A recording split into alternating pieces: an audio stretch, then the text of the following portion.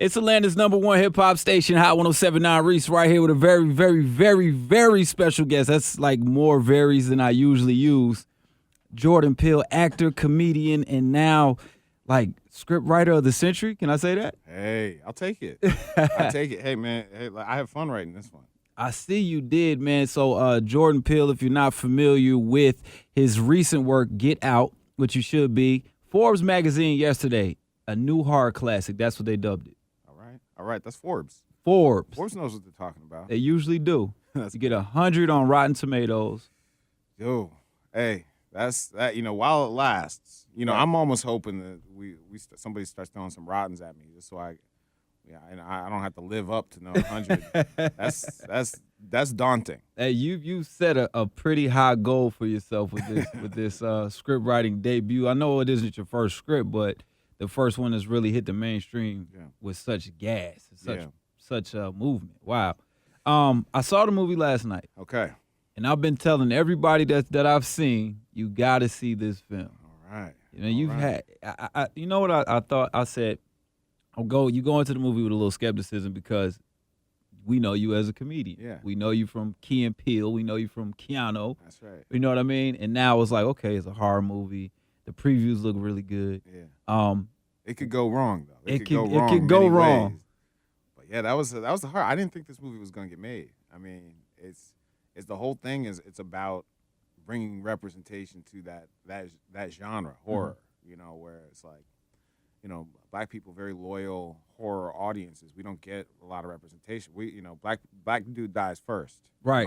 That's the way that goes. We usually don't make it out the credits. The names are still flashing and it's over with. We're in pre-title right situation. But so I wanted to make a movie that brought us not only representation of our skin, mm-hmm. but also our perspective, which includes just the fact that you want people to make smart decisions. Right. I saw that from the opening, the first scene of the movie. And I don't want to give it away because it comes out Friday. It comes out. We definitely want everybody to go see it. But the first scene, it is a real life situation. Like I know I felt like that before. Yeah. How many real life situations you personally went into this film? Enough. Mm-hmm. I've been and the scene you're talking about, Lakeith Stanfield. I could talk about it. First scene, it's like. It's not that much a spoiler. We got a lot of twists and turns. Uh-huh. But the first, we got Lakeith Stanfield, and he's out in a white suburban neighborhood at night. Mm-hmm. And so the whole idea is we're putting the audience in that sense of fear that a black man feels. Right. When he might be interpreted. We might be the other. We might be the bad guy. Right. It could go, as we know, unfortunately, it could go very wrong, very, very many bad ways. Very quick. And yeah, I mean, there's something's happening, in the scene where you can tell he's kind of being followed, right? And he immediately does nope, turns the other direction, does this the common sense turn, right? Yeah, right. So it from the very beginning, it's like I'm trying to give an audience that movie where the character does the right thing. We have a character played by Little Rel Howery, Rod, who's mm-hmm. the best friend. He right. comes in, he says what the audience wish somebody would thinking. say. Right, yeah. Right. It's like you watch a movie, you say in your head, "Don't go there," but he's actually your commentary for the movie. He's saying, "Don't go in there." Right, right. Jeffrey Dahmer. You know about Jeffrey Dahmer, Chris? Right. And Little Rel is just he's phenomenal. All the actors in this movie, I was going to ask you with casting, how did you get to, what character was cast first, and did you cast around that person? Did you kind of know, like, all right, I want this for this and this for this, and then let it go? I've been different with different characters. Mm-hmm. Allison Williams and Daniel Kaluuya were pretty early. Mm-hmm. Like I realized they were it. They were just, because at the core of this movie, driving us through, mm-hmm. The reason this brother's put himself in this like horror version of Guess Who's Coming to Dinner, right, is because there's this love story in the center of it. Mm-hmm. So that was those two roles are key because as soon as if we don't like that love story, then it's just like no, then you don't like any of it. It is like she had the perfect amount of innocence and crazy at the same time. She's a they where they connect is the sense of humor. Mm-hmm. You know what I mean? Yeah. Yep. So yeah, she's it was important not making her too sweet or too whatever. You had to make her real, Right. and like kind of quirky. And as the movie goes on, she's kind of come about her own awakening as to like, oh, right, this is kind of a racially awkward situation. Yeah, yeah. So I know you're married, interracial relationship, Yes. right? Does your personal experience go into this film at all? And I know you wrote it before you were married, from my understanding. That's right. That is true. That's my story. I'm sticking to it. All right. No. Got you. No, it's true. My wife, she loves the movie. It is based on real situations, many real situations. Mostly, the part of the African American experience that is when you're in an area that you feel isolated, you feel like maybe you're all around. It's only white people around, and you feel that. Because people are coming up to you being like, "Hey, man, what's your basketball team?" It's like, man, I don't know even basketball. play soccer. Why can't I play lacrosse, man? Yeah. So it's all about that interaction and really pulling out this horror connotation of what that could be about. Right. In this scenario. Now you being a great comedian, right? It always seems like the really good ones have like that dark side. When you think about like Robin Williams, Jim Carrey, people like that. Now, if you seem to pull it out, is this like a new path for you, or is this just like another thing you're doing? Yeah, I mean, no, this is me. And with the Key Peele sketches too, you can tell like there's a lot of the Obama sketch, even the Obama sketch, like I put that on my Instagram because I was like, this is crazy. Well, I want to thank you very much, and I just also want to say goodbye, America. I'm not coming back. You're on your own. You're on your own. You went and gone fuck this one up. Right. I'm just gonna be parasailing into the Bermuda Triangle while Trump's taking over. While Trump's taking over. That's thank you. That hey. That and when Keegan did the anger translation, did Luther. So I mean, obviously when he went and was actually Luther at the correspondence dinner, that was like After that, there was no higher. Yeah. No coming back either. No coming back from that one. Yeah, it was good, but yeah, I got more thrillers coming. I got more of these. I love this. I love, like I said, I love bringing representation of our voice and our skin to this genre that we've watched for years and years and years and felt like marginalized. Like no one's even, it's almost like we don't exist in that genre. Right. So, except for like Scatman Crothers and The Shining.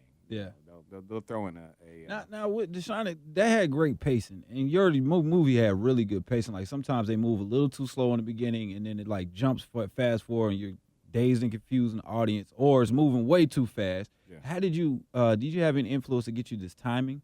Yeah, man, that was the most important thing. Because if it goes too fast and the shit hits the fan too early, then it's really like, well, no, now leave, man. So it's got to go slow enough that we can understand why he stays. So for me, these movies like The Stepford Wives, Rosemary's Baby, movies from the 60s, 70s, they had this pace and it's intelligence to them. Yeah. Where you're headed towards this crazy twist. Right. But you don't know what it is. And then when you get there, it becomes obvious. You've been watching it the whole time. Right. I love those movies. I love the mind game of those movies, and I think audiences like that. I think they do too. I think people want to think, and I think you gave us a chance to do that and figure it out as it goes along. Oh well, thank you. Hey, the way I feel is like if you start with how it feels, and like I said, you put Lakeith in this scene, you can be transformative. Like you can make a movie where Black people recognize and feel that feeling that we feel on a day-to-day basis, and white people can come in and be like, oh, that was offensive. I'm feeling that too. Like that, it made me uncomfortable. It made me uncomfortable. I get it. So to me, that's like that's why a good movie, a good story can do more for social change in a lot of cases. And I think we need it right now more than ever. Yep. If you're just tuning in with Jordan Peele, a writer, director of Get Out, the horror movie. Well, Forbes named it the new horror classic. I'm going to go ahead and just ride on that one. All right. And so what is next in the world of Jordan Peele? What's going on? Keanu 2 in the works? What's up? You know, we don't have Keanu 2 in the works. I have I've been working on 4 other social thrillers. Okay. So, like I said, I'm gonna work on this. This is gonna be my world. People have been just giving me a great response and being like, "Yo, thank you. Like, where's this movie been?" So I've got more in this category I want to do. Okay. And I love directing. Well, like my dad tells me, you did it right the first time. You could do it again. That way, you know, we ain't gonna beat 100, but I just love doing it. And, right.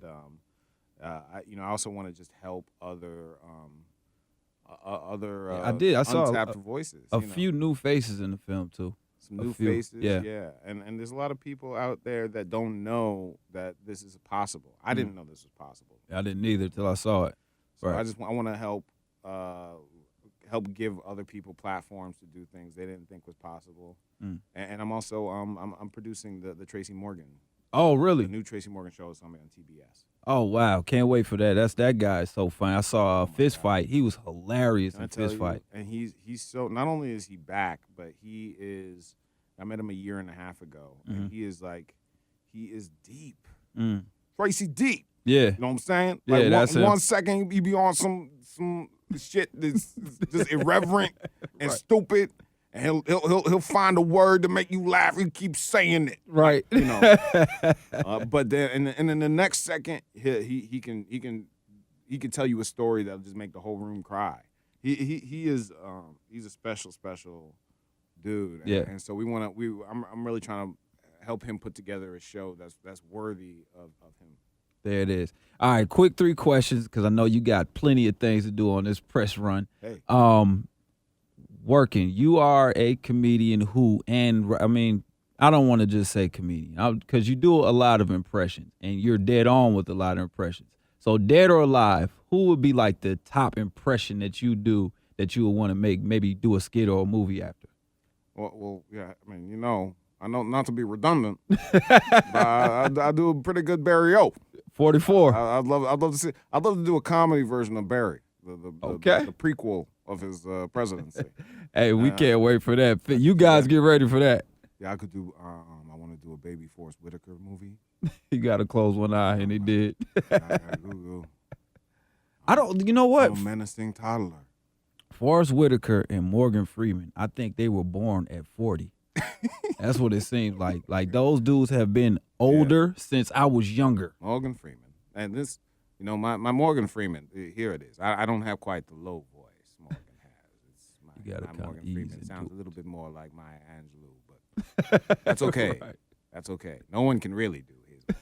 But him. But yeah, Morgan Freeman, he's every day. You're right. He's like, he seems like born at 40, but right. He's like smooth with them cowboy boots. And like, he's a player. Yeah, he is.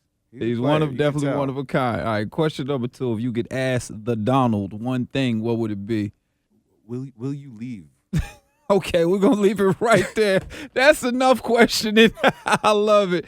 Jordan Peele, ladies and gentlemen, we appreciate you, man. Great things with this movie, and everybody go see it. Thank you, man. There it is. It's Hot 107.9.